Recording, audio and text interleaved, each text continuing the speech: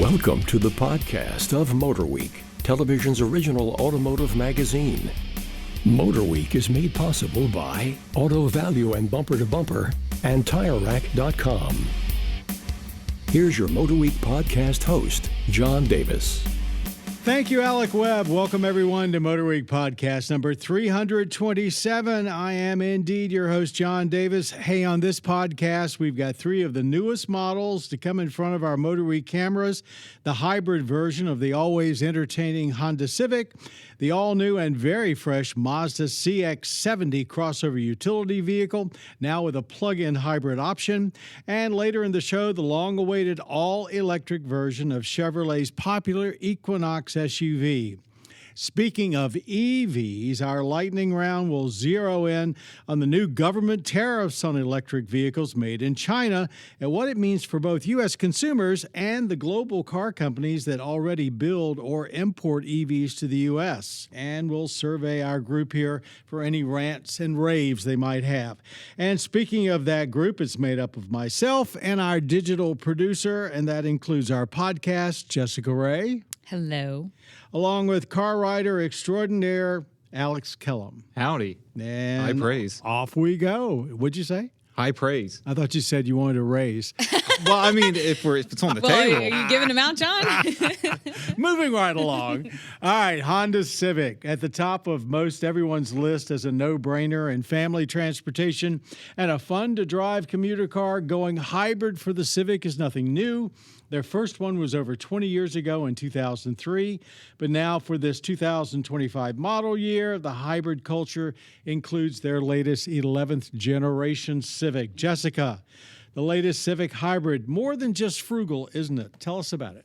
Yeah, so for 2025, actually all Civics undergo a little bit of a refresh. And the hybrid, of course, is a big part of that because like the Accord, we're now getting the trim levels are being organized in the gas engines are the two lower trims, with the hybrids now being the two upper trims. Mm-hmm. So it's still premium price, but they've put it in the regular model lineup. Correct. So we're only really a couple of steps away from it being a standard powertrain. Very close, yeah. Especially because, look at the Camry, that's going to the standard hybrid powertrain, even though that's a little bit of a different class. And Camry already is in that class. And one of the interesting things probably to note also about the Civic Hybrid is I was like trying to rack my brain. It's like, did the last generation have a hybrid? And it didn't. And it's because of the Insight. The Honda Insight. That's right. When they brought the Insight out, which it basically filled the role precisely of a Civic Hybrid, they didn't do a Civic Hybrid. Exactly. I mean, it was based on the same floor pan. Yep. It looked very similar, four-door, etc. Yeah. And I think it was a little bit bigger than the 10th generation Civic. But we haven't seen a Honda Civic Hybrid since the 9th generation. So it has been a little bit since the nameplate has been all together, which means that this is actually a pretty big deal. Mm-hmm. And I have to say, when we saw the redesign in 2022, it was kind of disappointing not to have a hybrid powertrain, announced at that time. Granted, a standard Civic is pretty pretty efficient already. Right. But, in the world where we are moving toward maximum efficiency, very surprising that we didn't have a hybrid. The biggest surprise was that they had chosen the Insight, a relatively unknown name. The original Insight wasn't a huge hit, and taken the hybrid away from the Civic, which of course everybody knows. But anyway, Go ahead. So they didn't actually give me like what engine it was in this powertrain. They didn't let me look under the hood of it. Quite yet. I don't know why. But we're going to make an educated guess that it's going to be the 2-liter naturally aspirated 4-cylinder engine. So the same as the Accord. The same as the Accord, and it's the same engine that's in the base of the two gas-powered Civics already, the LX and the Sport. But they say you're going to get 200 horsepower and 232 pound-feet of torque. Well, that's going to be the largest engine ever put in a Civic Hybrid by a big stretch. I think the previous one was 1.5. They do have the 1.5. Yeah. But so they're saying that this is actually the most powerful non-Type R Civic ever. and they're kind of right. But it's really like torque numbers. Like this is the torquiest. That's what makes acceleration. Yeah. So it is like torquier than an SI. I mean, an SI I think has under 200 pound-feet of torque. So this has plenty of power and also pretty good efficiency. Honda's saying 50 miles per gallon combined efficiency. Mm-hmm. So that's probably about almost 10 miles per gallon over what you could get in the standard Civic.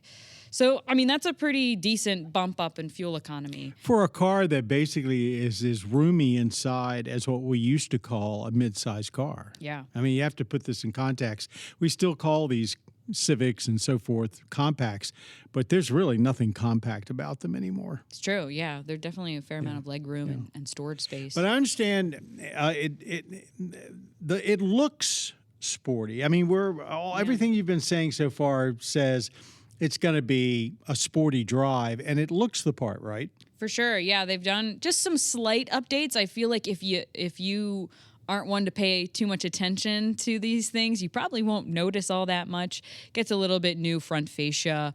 The sport, they have a sport hybrid and a sport touring hybrid. Those are the two hybrid level trims, and they get a nice lower grille area that's really interesting. And they've also it's the same tail lights, but they've darkened them.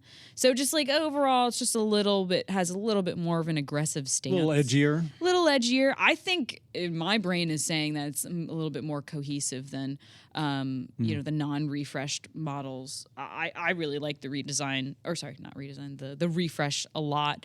And folks, when we say refresh, that's what we're saying. We're saying little stuff, new grille, new headlights, new tail lights, but basically the same. And you can also get the hybrid in both sedan and hatchback configurations, which is really great. The sedan you'll be able to get in June, and then the hatchback later this summer. You also one of the things that they really wanted to point out, like when you go inside the car, that's not very different at all. They really didn't touch it much, other than now you can get like a gray interior is available on the hybrids.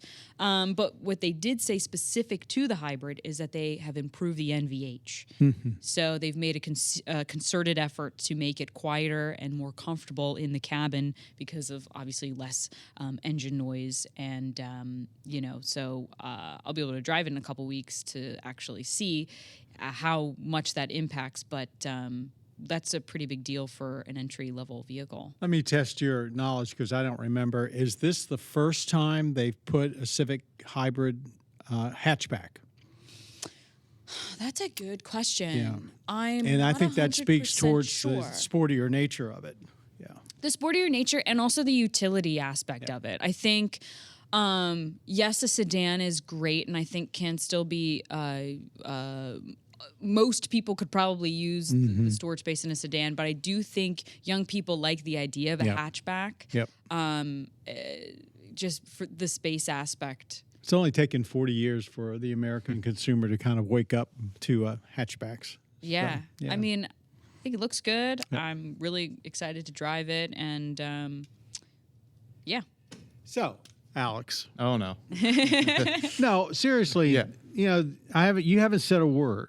So yeah, well, does that's Civic par not for the light course. your fire? I mean, you've been uncharacteristically quiet. He drove the Type R. He really yeah, liked I felt that feels like that feels like a whole other beast. But I love the Type R, and I've been seeing more of them on the road, and I'm like, man, if that was because I'm still looking for a daily, and if that was in my budget, I would. No, every Civic we've had we had a sport touring in 2 years ago or maybe a year and a half ago, and I fell in love with that car. I love it. I love the Integra, which is very closely related to it. So it makes a lot of sense for them to have a hybrid version of it. I assume transmission, you don't know any of that yet. Oh, it's got to be a CVT, isn't it? Honda does this weird thing with their transmissions that I can't really explain what the transmission they use in their hybrids are. It's not It's a CVT, but it's not a CVT.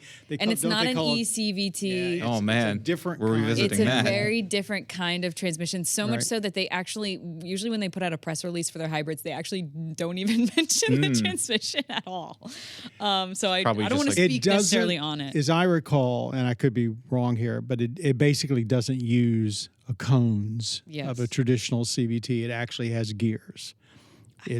I'm pretty sure that's right. But anyway, it works like a CVT, but it's not what we traditionally call a CVT. Anyway. Yeah, I'm excited to hear your thoughts about driving it. Yeah. All right. Well, that's. Oh wait, I should start. It's the price. I should say what. Oh, they gave you pricing.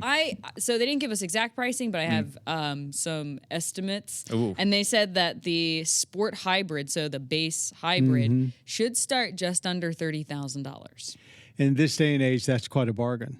That and 50 miles per gallon to boot. That's not bad. And it's like pretty decently equipped. You get like a standard moonroof. You get eventually you can get like wireless smartphone integration. Yeah, they're pretty well equipped vehicles. Did they mention anything about doing some kind of a plug-in hybrid version of it? No. Because they certainly could. Honda raise that absolutely trunk floor a little bit and put a little bigger battery in it. Think about the CRV it's almost crazy to me that they don't have a plug-in hybrid CRV because of how successful the RAV4 Prime has been. Like Toyota literally could not build and sell enough of them. Right.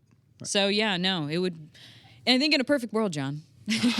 No, it isn't, but it keeps us active here at MotorWeek. All right. Before we move on to the next car, I want to stop a moment and thank the sponsors of not only this podcast, but of the series MotorWeek that you see every week. Auto Value and Bumper to Bumper. Great folks providing auto parts and service all across this great land. And our friends over at TireRack.com, folks that we've had great experience with in tires and tire information for decades. We know our viewers and our listeners appreciate your dedication to MotorWeek, and we certainly do here at MotorWeek staff. Okay. Speaking of the letter M, Mazda is on the radar. They are renewing their lineup of SUVs. First with the compact CX-50, then the CX-90 at the large end. And this week we're going to talk about the in-betweener, the new CX-70 crossover hybrid. And Alex is just back from driving it, so what makes it something more than just another mid-size ute? And I mentioned that it has a plug-in hybrid as an option. Go ahead, take it away. CX-70. Yeah, so I'm very glad I got to go on this trip because I also got to go see it when it was revealed in New York earlier this year. And I told the staff there that I love the 50. I liked the 90 when we had it in, so I want to drive the 70. And now I'm back from it. What does it look? Which one does it look more like, the 50 or the 90? The 90, 100%. So which means it's more blocky. Well, Alex, explain why it looks just like a 90. Well, okay, so it's very easy to dismiss the CX-70 as just a CX-90 minus the third row. Shortened up a little bit. And, well, dimensionally, they're about the same. And I'll get to that. And to be fair, the CX-70 very much is a CX-90 without the third row on face value. But my response to that, and I say this in my video, is what is wrong with that? Mazda is targeting a slightly different buyer with this, though I guess the buyer can be anyone with the simoleons to pick this thing up. But the point is, instead of having the 3 rows for the larger family, or maybe the family that has friends, very different from the life I live. But the point is, the CX-70 is aimed more towards, they kept saying empty nester, the older couple that the kids have left the house, now they need the room for their activities. I kind of see it as actually the young buyer or the young family specifically. They have a kid or two. Right, they don't need a third row. They would rather have the extra storage, and that's the big advantage to it. So, dimensionally speaking, we're talking about basically the same size. It's 200 inches long on a 123-inch wheelbase, and that's both the 70 and the 90. Decently big vehicle. It's pretty. You can't call. What are they calling it? Because you can't call that midsize. I believe they are calling it midsize. Yeah, Well, that's a stretch. No, it's definitely on the upper edge. It's on the upper echelons for sure, but I believe it's still being considered a midsize. Otherwise, my coming up Chiron that I put in stand-up scripts is incorrect. But further mirroring the 90 are the powertrains. So they say it's 3 powertrains. It's technically 2, but they kind of differentiate it. So there's a 3.3 inline 6 that's turbocharged. And then that's you have the engine we loved in the 90. Oh yeah, and it's still phenomenal here. I got to drive that. I drove it in the Turbo S variant. It's the same engine, a little more horsepower. Get to that in a second. And then there is a plug-in hybrid, which is a 2.5 liter inline 4, and then obviously assisted by an electric motor. All of these are all-wheel drive, so it doesn't matter if you do the plug-in or if you do the 3.3. It's all a mechanical all-wheel drive system, and they all use an 8-speed automatic. And that's a true geared automatic. It's not like a CVT or eCVT or something. So yeah, starting with that 3.3 inline 6.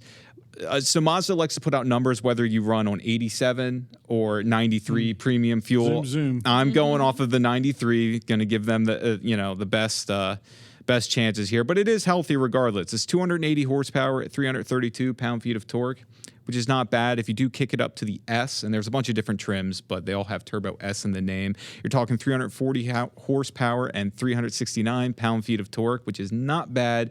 But then the plug-in hybrid, 323 horsepower, 369 pound-feet of torque, so kind of mirroring that of the Turbo S, which is not bad at all.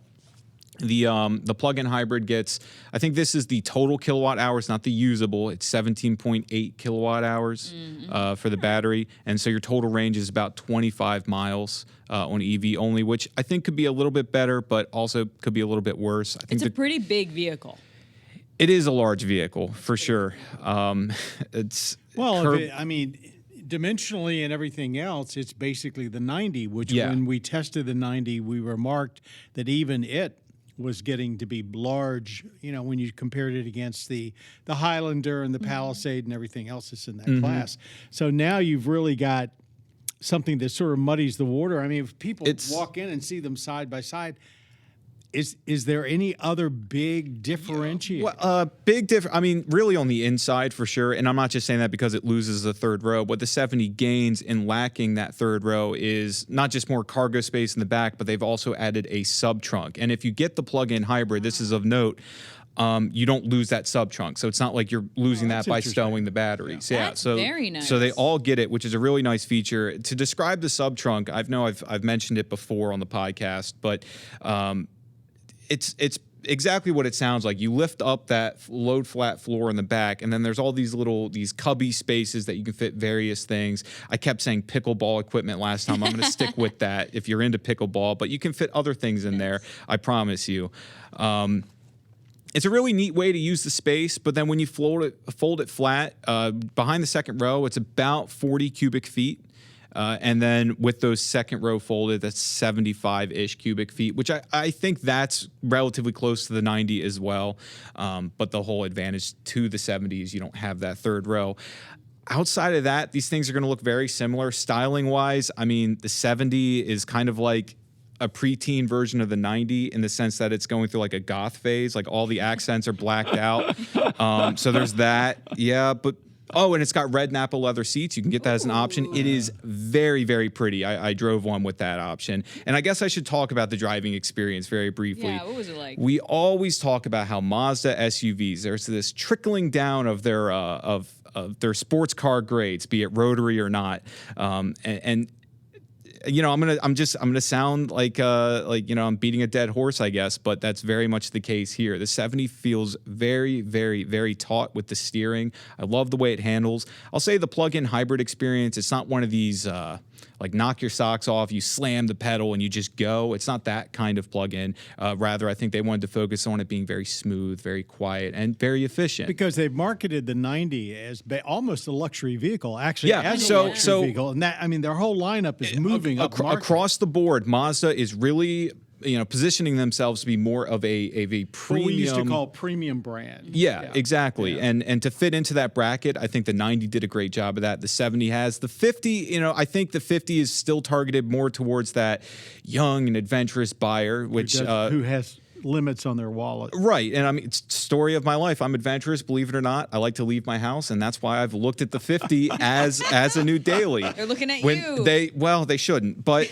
they are. And I love the 50, and I said this in the video, and I'll say it now on the podcast. If I had to choose between the 50 and the 70, I would still go with the 50 because I like the form factor of the 50 a little bit more. I like the way it looks and all that stuff. It's a lot smaller. But if I had a family or I had hobbies where I needed that extra room, like I don't know why, but I'm thinking like fishing gear and stuff like that. Or you're into drones. Right. Anything like that. Strollers. Yeah.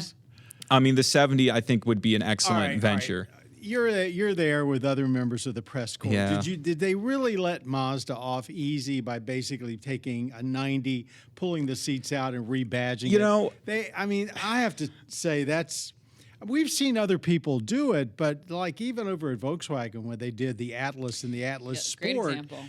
They at least made the Atlas Sport a little slicker in the back. Yeah. I don't think people gave them as much flack as I thought they were going to. Yeah. Personally, I just think it's efficient. I have no issue with it.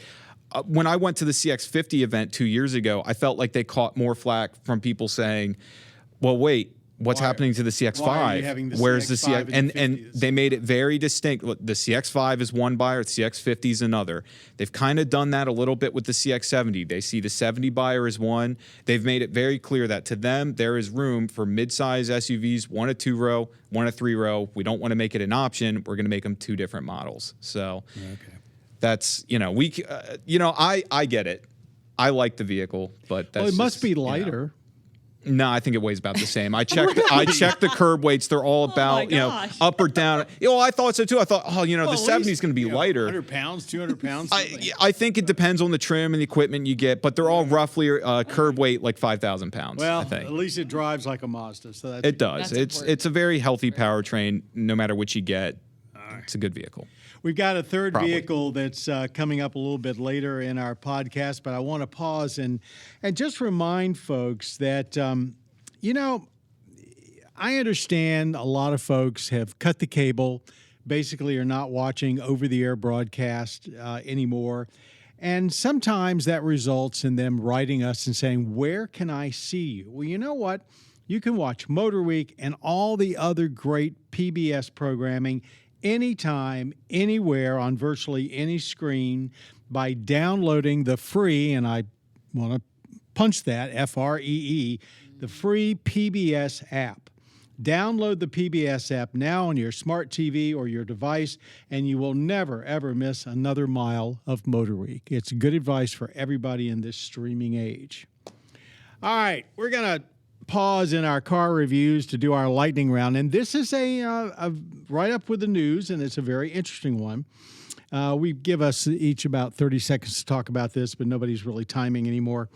The current administration, the Biden administration, is set to increase tariffs significantly on Chinese goods, including, and this has been coming for quite a while, Chinese-made electric vehicles. The cheapest Chinese EVs are sold in China for as little as $12,000. But the tax rate on imported Chinese-made EVs to the U.S. is going to rise from 27.5% now to 102.5% later this year. At this point, how is that? It only looks like it's going to affect one vehicle sold here right now. That's the Polestar 2, two vehicles, and the Volvo S90. Both the S90 is the PHEV. But I know the current tariff has one of the reasons that Mini has not brought in their new Mini SE EV into the U.S. We still have the old model. So what do you think this means for EV buyers in the U.S., for the other auto companies in the U.S.? They have been pressing the Biden administration for this kind of tariff because, frankly, there's just no way that the industry here or in Europe can compete against a $12,000 electric vehicle. So what do you think about all this?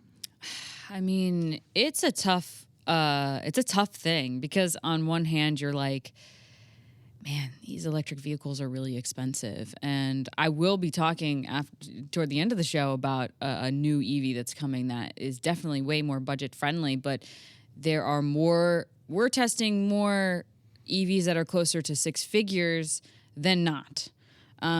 So it is concerning, especially with like EV adoption and stuff. I mean, I think it's unfortunate because there are some Chinese automakers who are making some really great product, really competitive product. BYD for a prime example.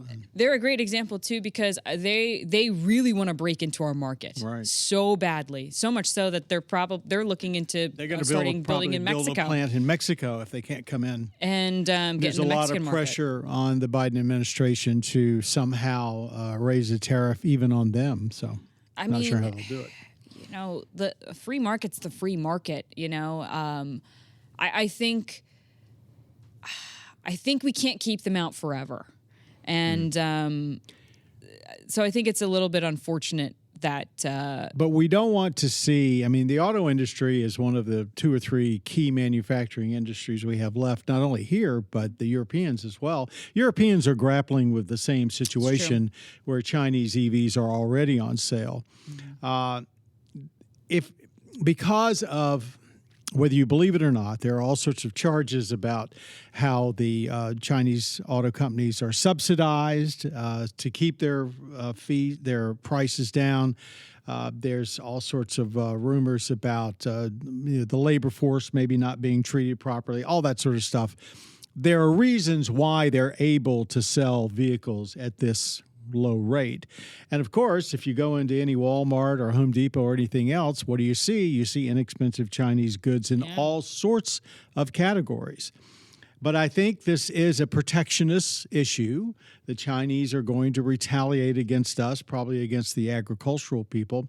But in the end, if it does mean that we still actually have a viable auto industry in the West, I think it's probably a good thing. And I'm a free trader, but I think this is a situation where if we don't do something, we won't have an auto industry in 20 years. So anyway, Alex, you're younger than I am. Why don't you? Got any other better positive younger, insights? Certainly not wiser.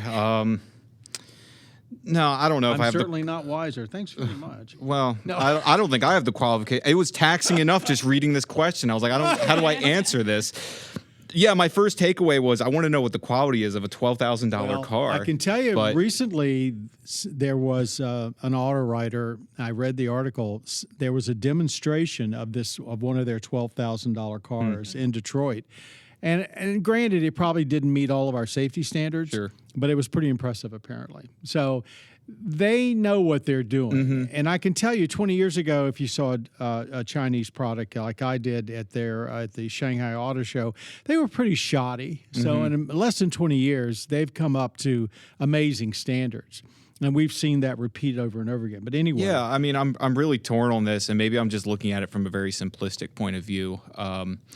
But part of me says like, it's kind of stinks that we're stepping in and we're just saying like, no, this business is going to undercut us. Like we can't do this. But then I also agree that auto manufacturing is one of our last great industries here, and to protect that, it is important, to keep the jobs, to keep the economy going. Look, again, I'm not qualified for this. Well, let me give you a little history. We went through the exact same thing with the Japanese automakers, a couple of generations ago. They were coming into the U.S. with vehicles that were better and undercut domestic vehicles, and we basically found ways to erect, barriers against that. What happens? Toyota and Honda start building plants here and building vehicles here.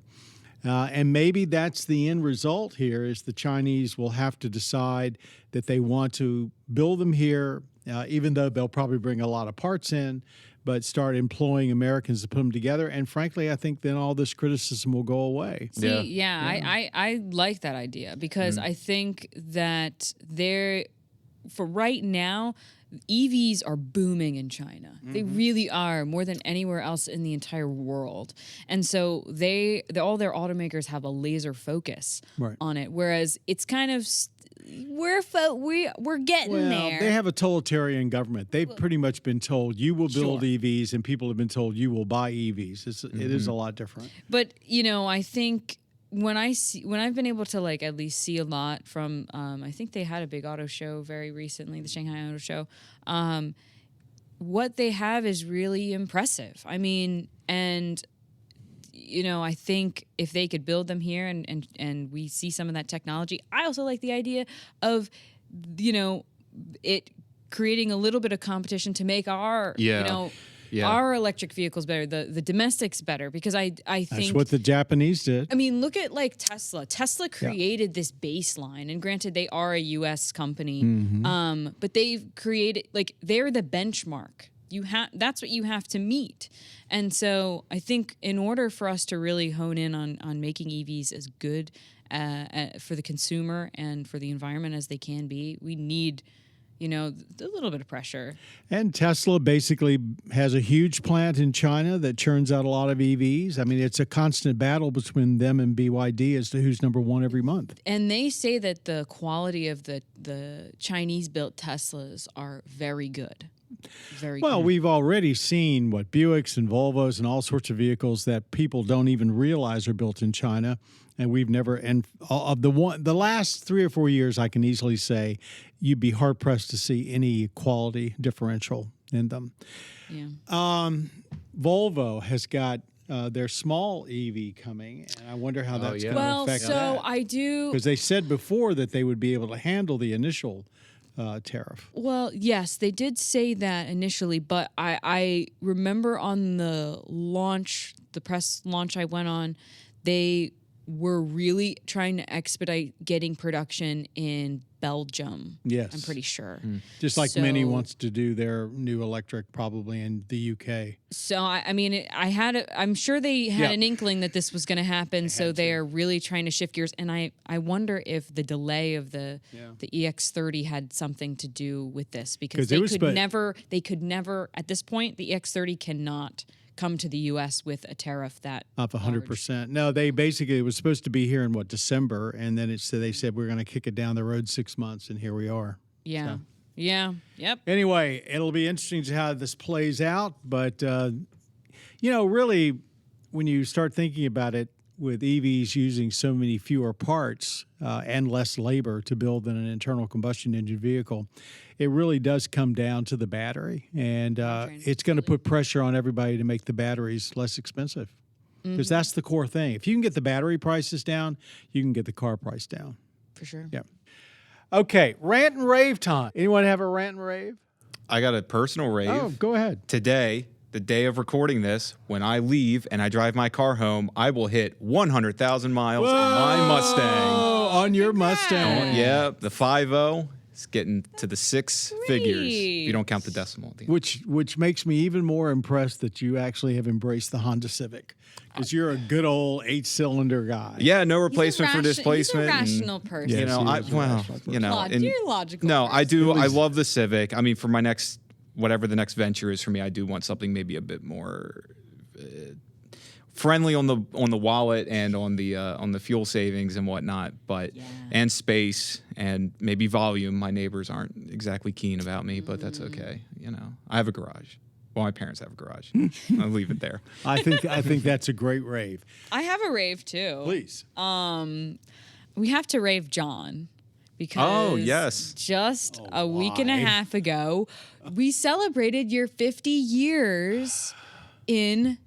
Well, not 50 years in broadcasting, not but 50 years at Maryland Public Television, which is the parent of MotorWeek, and your service to the people of the state of Maryland. So congratulations! Thank you very much. I mean, 50 years is a heck of an achievement, so we have to shout that out. It was funny when we got notice that there was going to be this little ceremony here at MPT. It just sort of, I'd already received a couple of accolades because of my longevity, and that's what these are, folks. They're longevity awards, thank God. But it didn't even hit me then as much as this here, being in this building and walking down these aisles with these studios and all the great people I've worked with over 5 decades. Everyone that knows me has heard the speech before, but I'll simply say it. I came here in 1973 thinking I'd spend about 5 years here. Here we are 10 times that many. I was fortunate enough to meet my wonderful wife, Cheryl, who also worked here until her retirement. And it's been a great experience, but I think the energy inside this building, which has been very much largely positive and forward-thinking, is what's kept me going. And I know it's what keeps you guys going every day, because I see you walk in this building with a smile on your face, and not everybody can say that about their jobs. True. So, but thank you very much. We should mention, because maybe listeners might be confused, we are in our 43rd We're in our 43rd season. And you're celebrating season. 50 years. So what did he do with those other So 7 years? What got you here, John? Very simply, the pioneering program, Wall Street Week with Louis Rukeyser, the show that began financial television as we know it today. I was hired by Ann Darlington, the creator of the show, to come and produce that back in 1973. And I came down from New York. I was working on Wall Street. I had broadcasting and engineering in my background. And when I became executive producer of Wall Street Week, my boss at the time, Warren Park, asked me to do a pilot. I was a car fiend, whatever you want to call it. Grew up in the South, basically with alcohol and gasoline and oil running through my veins. And so I did MotorWeek. And we did it in a pilot in 1978, sat on the shelf for about 3 years. And in 81, we got a chance to go on the air. We thought we'd be doing it for a few years, and here we are 43 seasons later and going strong. So it's awesome. There we are. Awesome. John Davis's whole bio in about 90 seconds or less. Well done. All right. We do have one more vehicle we want to talk about, and that's what we're going to talk about right now. One of the very most popular current vehicles sold under the Chevrolet brand is the compact Equinox Sport Ute. They've sold over 3 million of them just in the U.S. since it was introduced in 2005. They still sell about 50,000 of them every 90 days. And that number gets even more impressive when you look globally, where the Equinox has been one of the most popular of GM's global products. Now, 2024, you've probably already seen that there is a new internal combustion engine Equinox, but there also is the long-awaited, and I mean, we've been being told about this for 3 years, Equinox EV. So, Jessica, you've had a chance to get up close and personal with the EV. Kind of give us a rundown on what it is, why it was worth the wait, and maybe before we close out, the differences that you know between it and the internal combustion engine model, which isn't on sale yet. Yeah, sure. We've been waiting a long time for this Equinox EV, and it shares nothing with the ICE version, except the name, which Chevy is very proud of this. And I think it's a brilliant strategy. I mean, you have such a valuable name.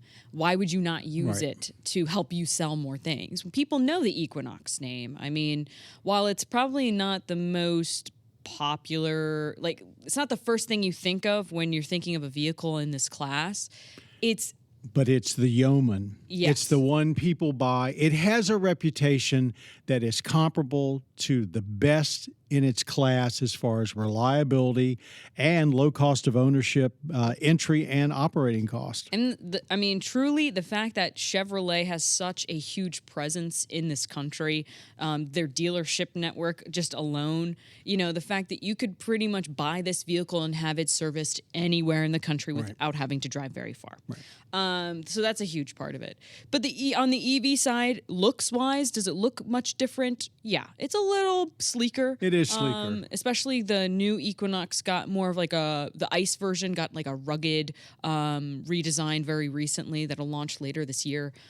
So it kind of looks like it takes a lot of design cues from the Blazer. I was going to say, it looks, when the first internal combustion Blazer came out, that's what we all said was basically it's the Equinox put through a wind tunnel. Mm-hmm. Yes. So yeah, definitely way more aerodynamic. I think the proportions on it are very nice. Even from just sitting in it, there's so much space in there. And we kind of got driven around in Blazer EVs while I was at this program. And the rear seat legroom in the Equinox EV was pretty comparable. It was more spacious than I would have thought for something that's considered like a compact SUV. Because remember, this is a 5-seater. Right. The Blazer is a 5-seater, but it's a 5-seater in that it's supposed to have more legroom. It's supposed to have more storage space because it's a little bit longer. The way trims are going to be set up for this is that they have LT versions and RS versions. So LTs are the base. They have and that's going to be the fleet vehicle. Probably. Yeah, so they have like 1, 2, and 3, like LT, and then 1, 2, and 3 RS, which whatever, like that denotes that they've can been doing give that you for an a long idea. time, but I'm not the world's biggest fan of that, but it's simple enough that you can understand it. So they're launching the base 1LT model later this year. Which that's like the one that's going to get you at that price point of around $35,000. And that's before the government federal incentives. tax credit. And remember, the federal tax credit can now just be put into the purchase price. It's cash. It is cash. So we're talking, this is an electric vehicle that starts under $30,000. I mean, 27.5 plus freight. Yeah. Yep. So, well, I think that does include freight. I think that does include delivery. Okay. Yes. So very, very impressive. Now, moving up to what 2LT. That's right. we'll stay there because the 1LT is not quite out yet. That starts at like $43,000. So we're still looking at about just over $35,000 to start. Now, front wheel drive models have a range of up to 319 miles. It's the most for its size, Yes. or what? Yeah. Yeah, because we're talking its competitors. There's like Model Y, Ioniq 5, ID4. It has an 84 kilowatt hour battery pack, so it's not a small pack, but actually when you look at its competitors, it's pretty much in line with it. And it's on the same Ultium platform, so it's those same modules that everything else that we've driven from Chevy and GM has been using. It's not the fastest charging EV, which is not surprising at all. We're talking about this price point, but it can go up to 150 kilowatts on a DC fast charger. That's what you see most often. So, they say you can put 77 miles on it in 10 minutes. So but the fact that you have 319 miles of range on this thing is really impressive. So that it can make up for not needing such fast charging, because like the Ioniq 5 gets a little bit faster, Model Y charges a little bit faster as well. There is an all-wheel drive version of this available, very similar to how I talked about it in the Blazer EV. It's that all-wheel drive system. So basically what they do is they just take a smaller motor and they put it in the rear, and it just assists whenever you need it. Right. So for the most part, both of the vehicles they just drive like front-wheel drive vehicles. And that's interesting because an awful lot of the new EVs we've seen, when they're two-wheel drive models, they've gone to rear drive. Correct. Sort of like, the old vehicles back in the 60s and before. I wonder why they went the opposite direction, doing front-wheel drive. My guess would be because that's what most people today are used to driving. Correct. And also because so. Traction. You have better traction because of the weight. I mean, I really like the front-wheel drive version. I mean, we're talking, it's not very powerful. It's got 213 horsepower, which is fine. We used to think that was a substantial I know, number. that's true, yeah, 20 years ago. But 213 horsepower, 236 pound-feet of torque. I mean, it was all the power that you needed. It was perfect. It was everything I was expecting from this size vehicle. If you needed to get up and go, you could. But for the most part, it's not going to throw you back in your seat. But the way that they modulated all the power felt really comfortable, like a really great entry-level vehicle. And that's what I was expecting from it. I drove the RS model, which is on 21-inch wheels, believe it or not, which are pretty beefy. But 19-inch wheels are standard. But I will say, I think the 19-inch wheels are the way to go, because I felt like with the 21s, I was soaking up a lot more. The harshness quotient went way up. Yeah, and it seems to be like I think it's something that people really should start putting into consideration when they're buying electric vehicles, because I feel like this is happening every time I drive something with larger wheels. I would rather go for the one with the smaller wheels because it's more comfortable. You have a road thicker, noise. you have a taller sidewall, more to absorb bumps. But and it's not even like the tires on this RS were small. They were 275. 275s. I mean, they were pretty big. So much so that I looked up the tire and it was like $350. Oh, to replace it. To replace we're that hearing tire. that from a lot of so folks something else to think about. Anyway. So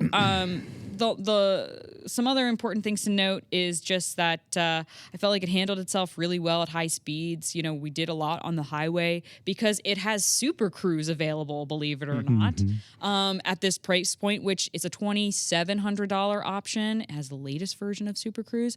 Also, unlike Blue Cruise, it doesn't have that subscription, I think, ends after 3 years. Super Cruise lasts for 8 years. And by the way, folks, Super Cruise is GM's, it's a blanket name for the GM semi-autonomous driving system, and where their system and the Blue Cruise system differ from a lot of other systems, as the maps are actually built into the vehicle. Yes.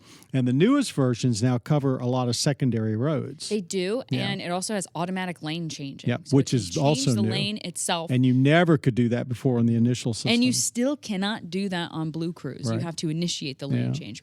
They're going to have up to 750,000 miles mapped by the end of next year for Super Cruise. That's huge. So if you're a type of person who does long drives, I would absolutely recommend Super Cruise 100%. And then I'll briefly touch just on the inside interior a little bit. I felt like interior materials were really nice. Exactly what I was expecting from this vehicle. There were some hard plastics here and there, but you get a 17-inch screen. Center display. It's huge. It's, I think, the same one that they put in the Silverado. It's huge, and it's got the Google built in. Everything worked really quickly. I don't think you get Apple CarPlay in this vehicle, unfortunately. Well, you don't get Apple CarPlay, but you should be able to integrate it with the Google system. You do have some wireless smartphone integration.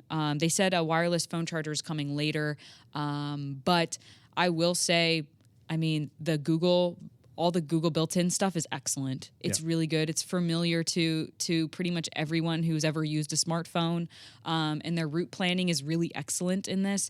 Just all in all, I mean, this is everything we were expecting it to be. It took a while, but I think this is going to be something that a vehicle that's going to be on a lot of people's short list. Absolutely. Finally, the Equinox EV is here. It's coming to dealers, shipping dealers now. It's going to be in dealers very, very soon. Thanks, Jessica. Great report.